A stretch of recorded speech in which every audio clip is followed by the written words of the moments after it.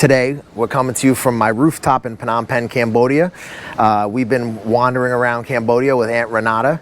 We've been showing her a couple different places. It's actually a Buddhist holiday, so it's made getting across the country into an absolute nightmare.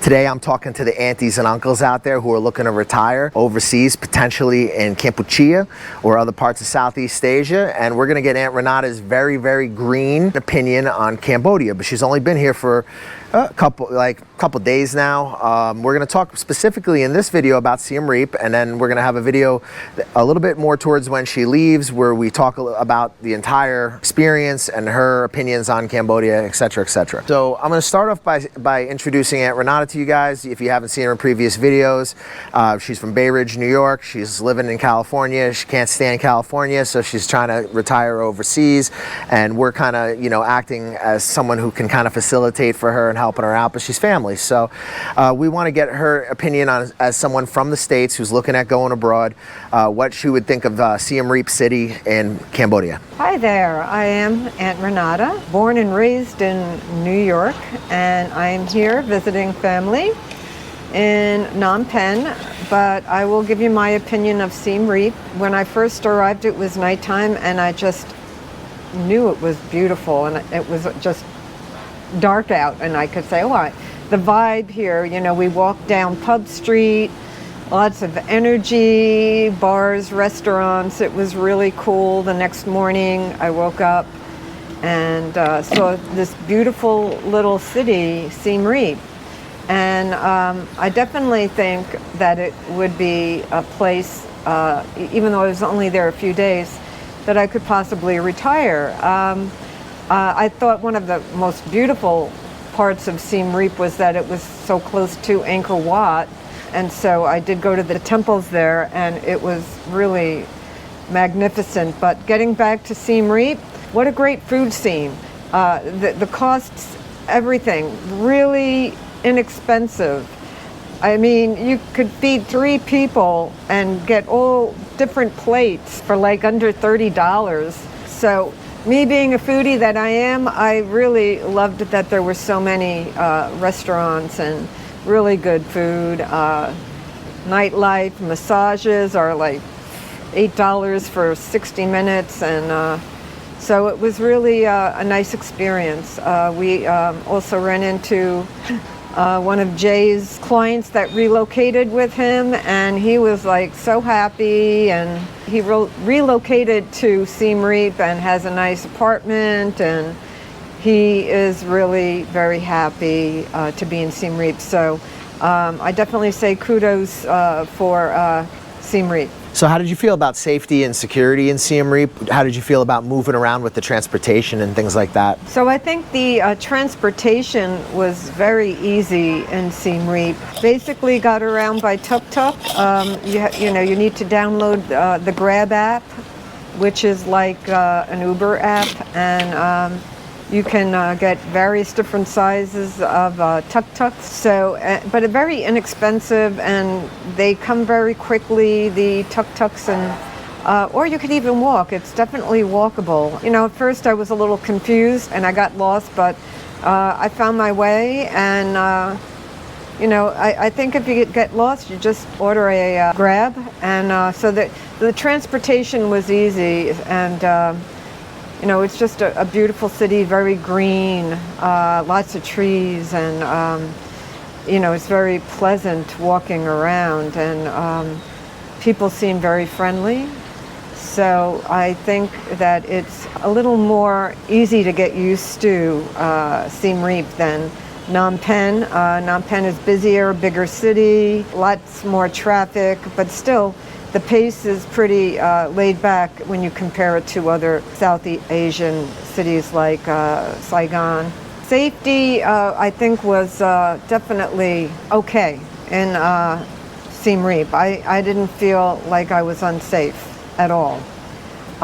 Much smaller city, very contained, so I didn't feel nervous walking around. I did go on a few walks in the morning, and I didn't feel like I was going to get mugged or anything like that. So, you know, I definitely thought Siem Reap was a lot of fun. One thing I've learned living as an expat for so many years is you will definitely get sick. And if it's your first time living in a developing country, I strongly recommend you have some reliable health insurance. That's why we partner with Safety Wing. Our link is in the description below. They're a health insurance company designed for nomads, designed for people who live the same lifestyle as us, who are out there actually living their lives and pursuing new opportunities and new destinations. Safety Wing is a great transitional health insurance until you can arrive in the country and figure out what you can get domestically. They're designed for people who move around and who travel, so it's the perfect health insurance for people who live our kind of lifestyle. You have tremendous lifestyle opportunities in these places. Don't let getting sick mess you up. Your first couple of years in a developing country, you will definitely get sick.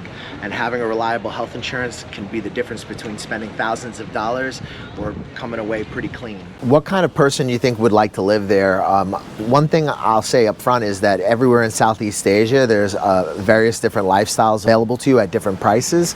So you can have everything from a very low budget lifestyle to a very high budget lifestyle. Even in places like Siem Reap, where you might have a hard time spending too much money there because it's so inexpensive. I mean, even their very fancy like resort style accommodation is still very cheap, compared to other places in the world.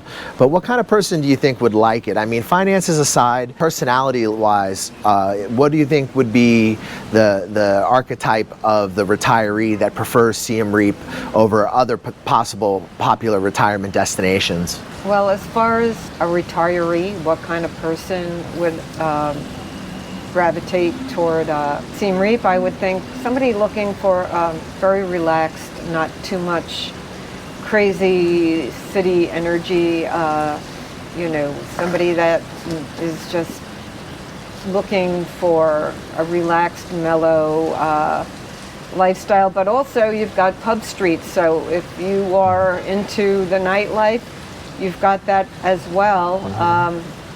And so if let's say you're an artist or a writer, you have plenty of downtime there.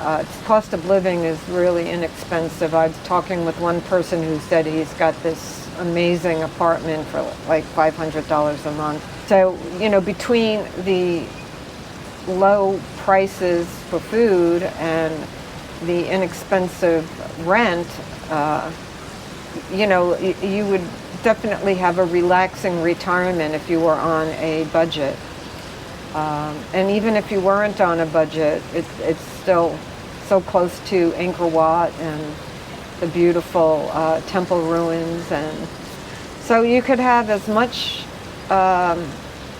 nightlife if you want down at Pub Street, or you can just chill out and hang around in your beautiful, inexpensive apartment in Siem Reap. Now, guys, we're going to ask a little bit about shopping, but there's a caveat there. So I have to tell you that for shopping in these countries here in Southeast Asia, local products are very often easy to find, but sometimes foreigner products, or especially like foreigner-sized products, can be very difficult to find if they're like an imported good, or imported clothing or certain electronics brands. But specifically, we're going to kind of just ask Aunt Renata a little bit about the shopping in a superficial level on what she experienced while she was there.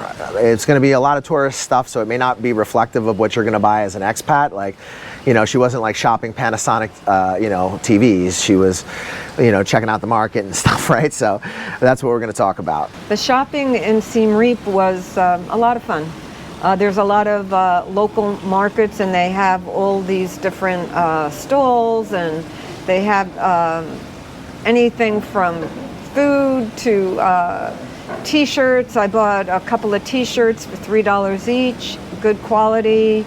I bought a Khmer style long skirt that's really pretty. You could wear it out, or you can wear it as a bathing suit cover-up for $4. They have all kinds of spices, so you can shop really inexpensively. When I was in Angkor Wat, they had a lot of booths, and these little children were following me around trying to sell me magnets, so I negotiated down, instead of 3 magnets for $2, I got myself 4 magnets for $2. And So it's kind of interesting, that you can definitely price negotiate. And this one woman was practically following me back to the tuk-tuk, trying to sell me a tablecloth.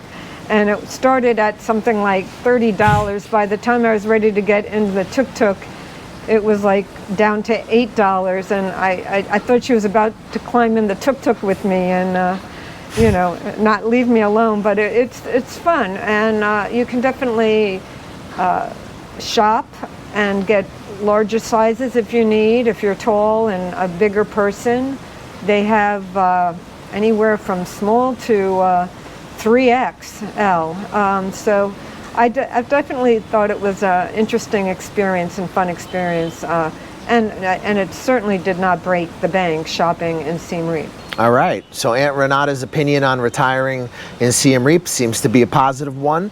If you're thinking about retiring overseas and you're looking for someone who's going to be honest with you about the situation, we're not going to sugarcoat it. Reach out to us on the Facebook fan page in the description below, or any of the contact information in the description below.